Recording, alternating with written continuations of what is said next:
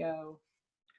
Hi, my name is Kathryn Delaney. I am the director of the Aromatherapy program at the Colorado School of Clinical Herbalism. I'm here today with Lisa Ganora, the director of the Colorado School of Clinical Herbalism. Hi, Lisa. Hey, Kat. I was thinking about something you said recently, that you had heard people talking about essential oils as if they were supplements. And I kind of wanted to get your take on what that means. Yeah, it's interesting because when I was going through the clinical herbalism program at CSCH and the nutrition program, we talked a lot about supplements and vitamins and minerals being essential to our well-being. And in considering essential oils, that made me curious on whether or not they're supplements because they're primarily terpenes and monoterpenes, Right. correct? Yeah, very different from vitamins and minerals. Essential oils don't contain any vitamins or minerals. That's in other, extracts or other parts of the plant. So they're a very specialized fraction of the whole set of what, you would find in the plant material. Okay. I'd really love to investigate that further with you. I have some different botanicals behind me that we'll look at further in our concentration video, right, on essential oils. Right. And as far as supplements do go, like if I were to go into, say, a natural food store and pick up like powdered, like a capsule or something like lavender, for instance, Right. what would that have in it? Well, if it's a powder in the capsule, it basically has everything that the plant has, just ground up in a small form. So it's got minerals, it's got vitamins, it's got fiber, it's got a huge array of phytochemicals, like hundreds of them. And, if it was well-dried material and not old, it's got some of the essential oil constituents, but a tiny, tiny bit compared to a bottle of lavender oil. So it's a really, it's a whole different kind of medicine. And if we were to, for instance, go to the tincture section that has like hydroethanol tinctures, like water and alcohol combined tinctures, what would be in that substance, for instance, and how would someone use that substance? Right. So that's got whatever constituents or phytochemicals that was in the lavender that can be pulled out of it by that particular combination of water and alcohol.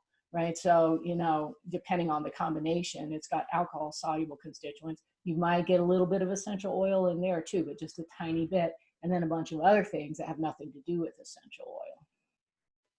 So, and then the essential oil that has primarily terpenes and monoterpenes and sometimes sesquiterpenes, right? Yeah, and it depends on the plant. Like the most common kind of molecule, you hear people talk about terpenes a lot because they talk about it in relation to cannabis, but that just means the volatile oil, the oil, the terpenoids are what we would call essential oil, some of them anyway. So, it's a very special kind or a special set of phytochemicals that you find in an essential oil. Mm-hmm. And it's not, like if you ate that plant material, you would get a little bit of that and a whole bunch of other stuff at the same time, like the nutrients, right? But when you extract the essential oil, you've just got basically terpenes and some small hydrocarbons, like little bitty, molecules that are soluble in there together. And some oils have sesquiterpenes, which are a bit larger and heavier than the monoterpenes. And there's a few oddball exceptions to that. But, for the most part, it's a good generalization to make that it's, essential oils are made of terpenes and mostly of monoterpenes. And it's my understanding, and please correct me if I'm wrong, but it's my understanding that the essential oils, because they do have kind of like this entourage effect and they have this whole assortment and array of constituents by the way of terpenes, that they're primarily like action oriented. So they, are pharmacokinetic on the body, so to speak. Like they can be antispasmodic or they can be relaxant. Like they have an energetic quality. Oh, yeah. They're like specific medicinal molecules and with energetic qualities, of course. And, they're very potent. Like, what does a plant, you have to ask yourself, what is a plant doing making an essential oil? What does it do with it? And generally speaking, the essential oil is either communications molecules that the plant has made to communicate with other beings, you know, in its environment, like bees or grasshoppers or other plants, or, you know, whoever's living together with it in its ecosystem. Or you can look at them as being part of the plant's immune system. So they're very potent, you know, molecules with specific actions that plants use, you know, for very focused purposes.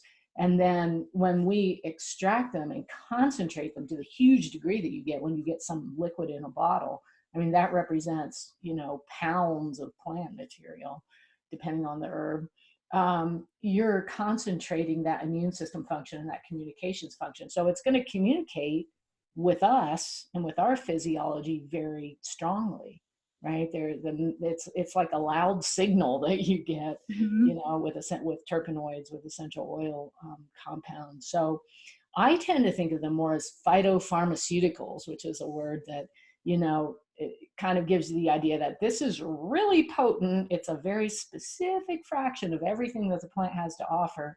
And you should use it really carefully, like you would use, you know, a pharmaceutical. Granted, it's safer than a lot of them, but it's still not a cup of tea or a tincture. You know what I mean? Yeah, and you know, I guess what's become interesting to me is that in herbal medicine, when we use, you know, whole plants for teas and for infusions, and we're getting minerals and different constituents out of that, um, you know, when we're drinking that, our body gives us feedback as far as if we should drink more or if we shouldn't drink more. Mm-hmm. And with, you know, essential oils and something that's so potent, if people misunderstand and use them interchangeably, they could actually be not only like possibly causing harm to themselves, but they don't understand that, say, for instance, you know, oregano essential oil is very different than lavender essential oil, even though Mm-hmm. they're both natural substances. And even though we've used them historically in preparing foods, Right, right. they're very different as essential oils, even topically, you Yeah. know. Yeah, and that's the thing. It's like we talk about essential oils as if it were one thing, and you know, and as if you could make a generalization about all of them. But they are really different from each other, and some of them are mild, and some of them are hot and burning, and some of them are potentially toxic, and some of them can cause skin irritation. So there's a huge range of, you know, safety profiles and activities within the group of essential oils.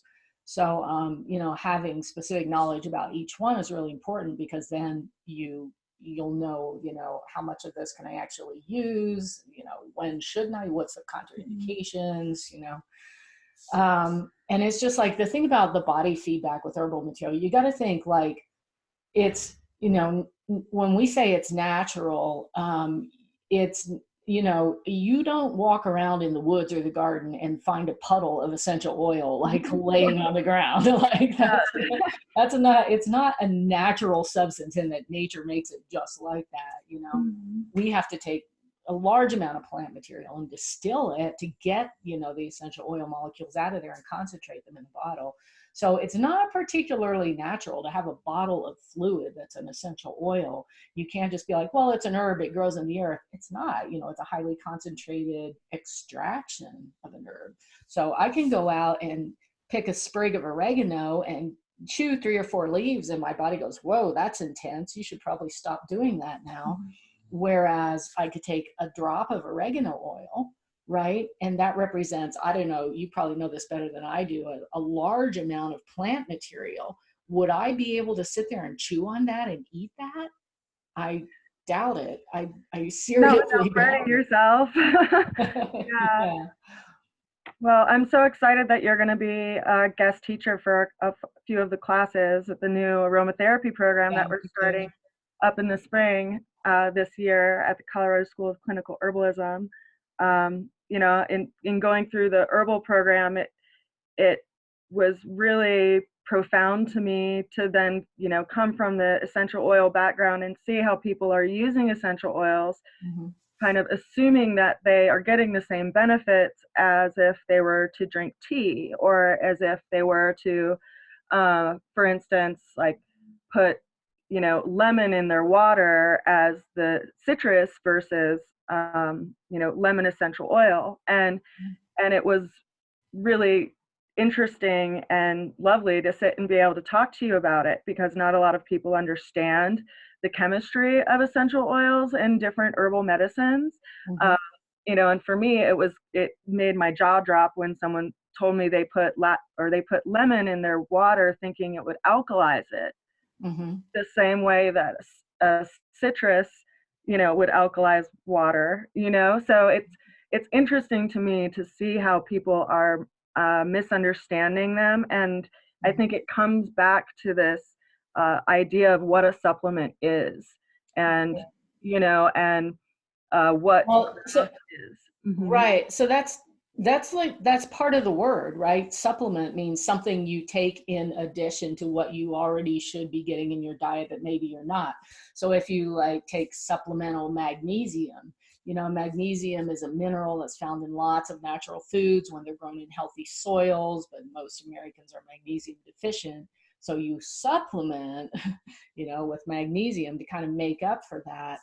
And, you know, essential oils, like if we eat a natural diet, say we have our own gardens and we grow our own organic or biodynamic food, and we eat a variety of wild foods and dandelion flowers and herbs and everything, we're getting teensy amounts, in a lot of those substances, teensy amounts of essential oils, right? But it's not like even one drop of lemon oil, for instance, is magnitudes beyond what a supplement to that would be, Right, right? Because exactly. it's so concentrated. And not only is it concentrated, but it's isolated in respect to all the other constituents in a lemon peel, right? Hmm. So yeah, or I think herbs and essential oils and nutrition are all complementary, but they all have different ways that you can use them, right, Hmm. appropriately. And that's what's so interesting about, bringing these worlds together is herbs don't substitute for nutrition. Like I'm always saying, you can't fix a nutrition problem with an herb by slapping an herbal band-aid on it, right? Right. And you can't, essential oils don't substitute for herbs and vice versa. They have different ways to use them. So learning how to put all of those together is, it gives you a lot of therapeutic tools and a broader idea of how you can help somebody, because you have all these different approaches that you can engage, and they don't substitute for each other, Mhm.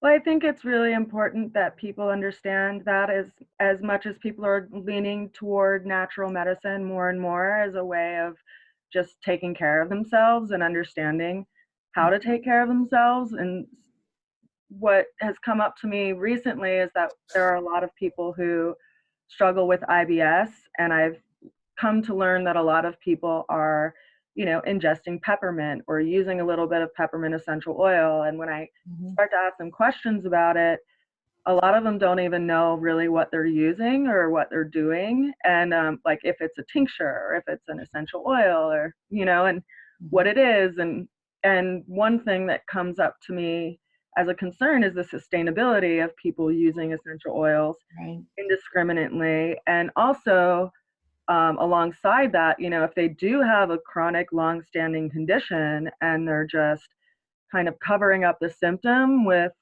a natural substance, Mm-hmm. but they're really still just covering up the symptom, because they are, you know, a natural pharmaceutical of sorts. Mm-hmm. And so they aren't going to get to, say the root cause of that, and like the nutritional component of that and the habitual component of that. Mm-hmm. um, for as well intentioned as people are, and they could be actually, deficient in magnesium and deficient in different vitamins and minerals, but then they lean to essential oils thinking they're going to get all of it out of that. Mm-hmm. So I think, Yeah, and I mean, that's something we've all done, and it's kind of what we call that is allopathy.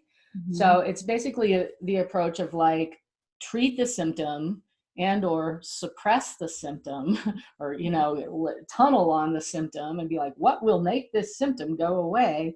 And, you can do that with pharmaceuticals, you can do it with essential oils, you can do it with herbs, right? Mhm. And that's the first step often in a healing journey, is to calm a symptom down, so that you feel good enough and so that you have enough vitality to start addressing the underlying causes, right? So, just that's a really great example that you brought up, is using peppermint oil for IBS. So in naturopathic physician world, they have encapsulated peppermint oil, right? Because you Mhm. don't want it burning your mucosa on the way down. You want to deliver it down there into your intestines, right? Right. They do that because it's a strong, smooth muscle relaxer. It's called antispasmodic. So it addresses the cramping symptoms that go along with that, and that can give people some help. But it's kind of like a gateway herb. You know what I mean? It's like, oh, that helped me some. I feel a little better now. Maybe I feel good enough to actually find out what is causing, this thing that we call IBS, which, by the way, is usually a food intolerance, like very, very frequently. And that opens up a whole nother realm of healing and therapeutics and engagement and dedication, et cetera, et cetera. So, if we're all trained to think allopathically in our society, because we're like, here I have this named disease entity and here are the symptoms and I want them to go away. So I'll take this substance and attempt to make them go away. Right. And whether that substance is a pharmaceutical or an essential oil, you're still using it in the same way. Right. Yeah. Yeah, and I mean, probably peppermint oil is going to be safer and have less side effects than some suppressive pharmaceutical that you could use for the same condition. So it's a step in the right direction, but it's not, it doesn't correct the underlying imbalances or the underlying source of irritation or inflammation, right? Mhm. I mean, what if it's a microbiota problem, like the friendly bacteria that live in the GI system? What if they're just really off and really messed up? Taking peppermint oil in a capsule isn't going to correct that. Right? Right. It's So, just gonna quiet the noise or the symptom, and then they'll still yeah. have all the other issues just continually Hmm. piling up. Yeah. So, Yeah. I look at it as one tool in a toolkit, but, Mhm. it does what it does very well, but there's a lot of other things it doesn't do, you know. Well, I think that's the key, is, in looking toward natural botanicals as therapeutics, that we, go toward it in a vitalist perspective, which is to also first look at the key basics we need for wellness, which is like, what are we eating? How are we sleeping? What impressions do we experience every day? And what's going to cause have the least negative possible outcome, Hmm. And as a therapy. sometimes you can use therapeutic substances like an essential oil or an herb to help with those things. If the source of your problem is you're just carrying so much stress and that's causing, or exacerbating IBS, then what about looking at your sources of stress and how you might use something like lavender oil to help calm your stress down? Mhm. And then, so if you take a broader perspective of what you can do with essential oils or what you can do with herbs, they can sort of support these general systems that have come out of balance, like sleeping, right? So if you can find something like, the essential oil of hops on a little piece of your pillowcase or something, and breathe it as you sleep. And then when you're getting enough sleep, a bunch of other stuff starts self-correcting because, your sleep debt was a major factor in chronic inflammation and blood sugar dysregulation. Mhm. So, learning kind of how to work with the systems that the body has in place and the imbalances in those systems can be a lot more powerful than just addressing symptoms specifically. Mhm. Yeah.